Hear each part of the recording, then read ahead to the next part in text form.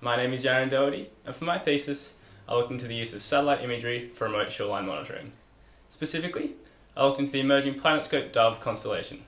So to begin with, why is it important to monitor shorelines?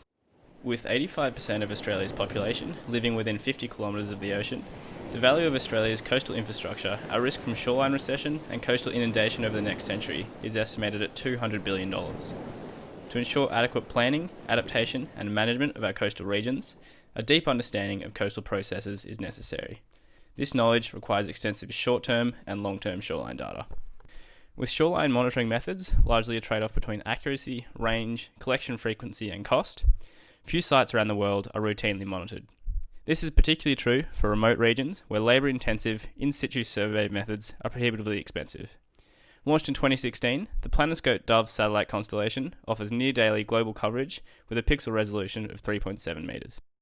The primary aim of my thesis was to investigate the accuracy and suitability of this new data source for remote shoreline monitoring. Utilising a Python-based extraction algorithm, shoreline data was validated against in-situ survey points from Collaroy Narrabeen Beach in Sydney's northern beaches. As PlanetScope imagery is comprised of 4 colour channels, these image bands can be manipulated to better contrast between regions of sand and water. With a number of colour combinations examined in the study, near-infrared minus blue provided the best shoreline contrast. With pixel colour representing a numeric value, high-value red pixels correspond to sand and low-value blue pixels to water. Shoreline is defined as a boundary between sand and water pixels, and a thresholding algorithm can be used to determine the pixel value best corresponding to this interface.